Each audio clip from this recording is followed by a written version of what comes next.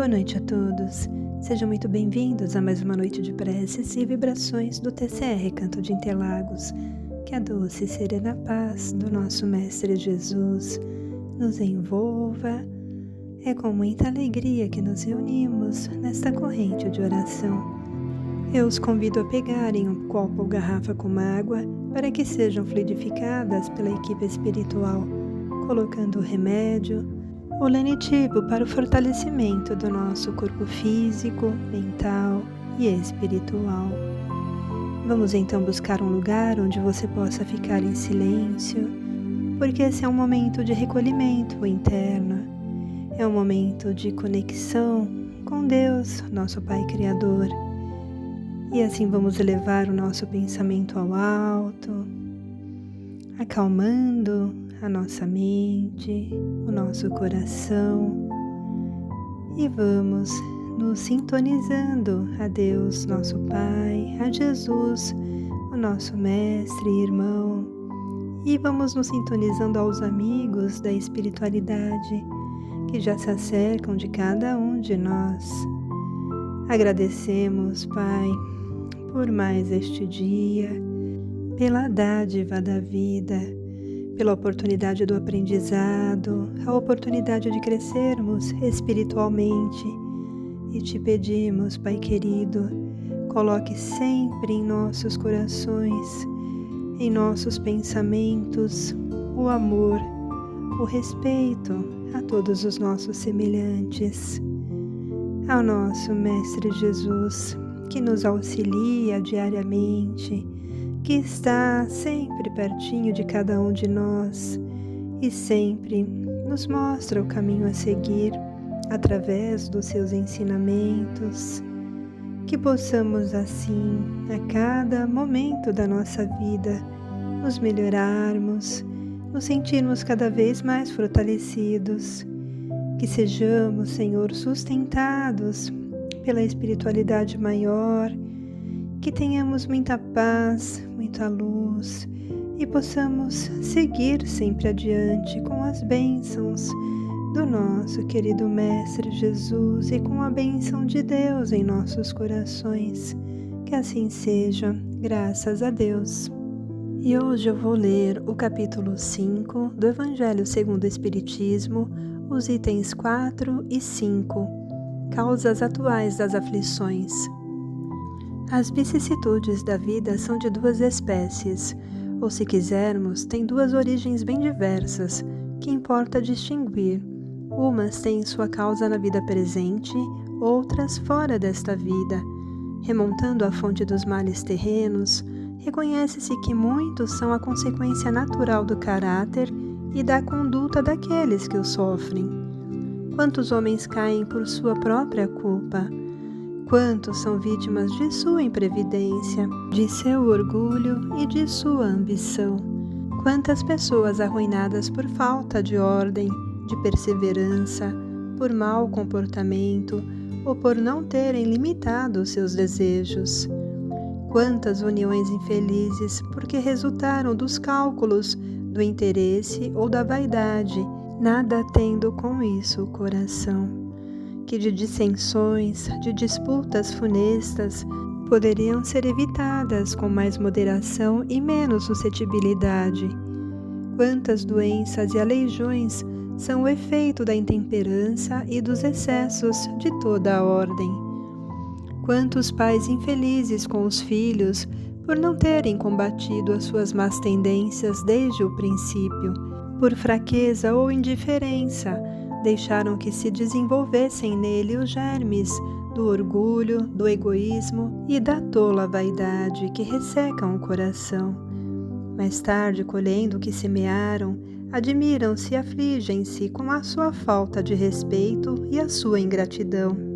Que todos os que têm o coração ferido pelas vicissitudes e as decepções da vida interroguem friamente a própria consciência, que remontem passo a passo a fonte dos males que os afligem e verão se na maioria das vezes não podem dizer: se eu tivesse ou não tivesse feito tal coisa, não estaria nesta situação.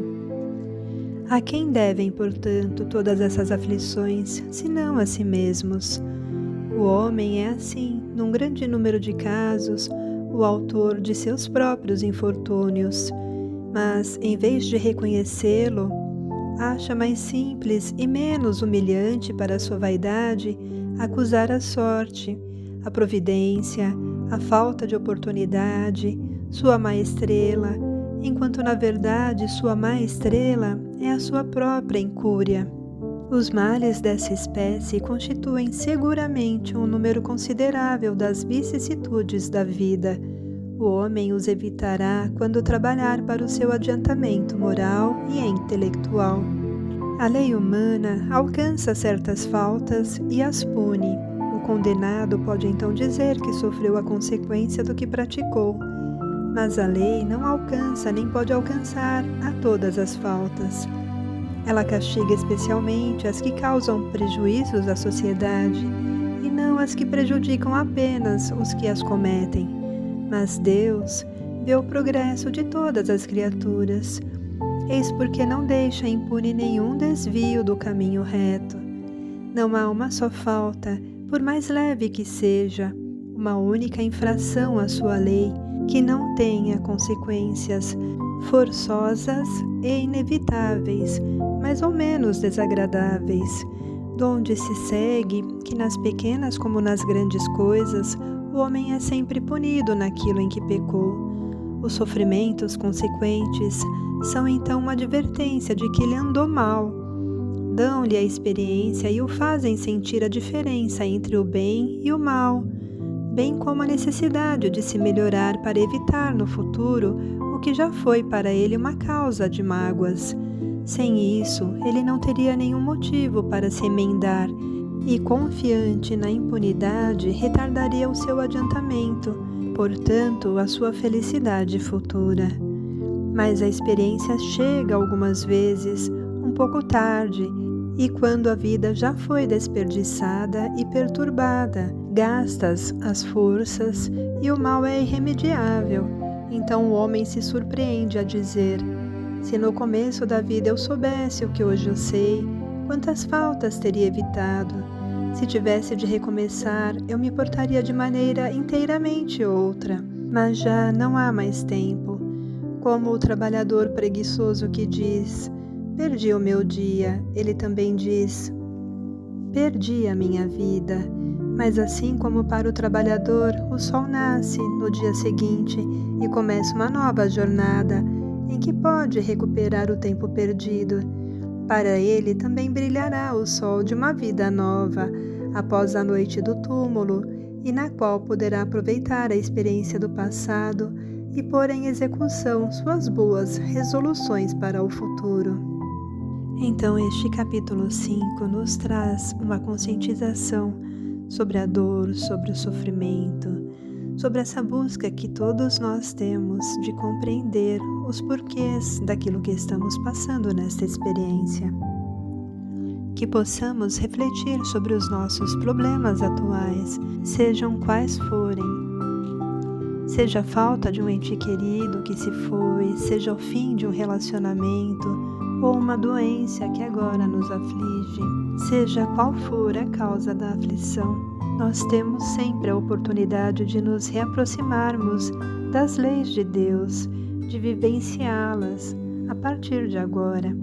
E Kardec nos diz: seja qual for a ação negativa, seja qual for a sua falta, ela terá consequências, a partir desse princípio da lei de causa e efeito, e a partir do conhecimento de que tudo o que você produz agora em suas ações, nos seus movimentos, nos seus pensamentos, nas reações que você tem diante do seu dia a dia, é ali a oportunidade de você se modificar e exercitar a sua reforma íntima, de você começar a se superar, pois agora você já tem o conhecimento, agora você já sabe o que é certo.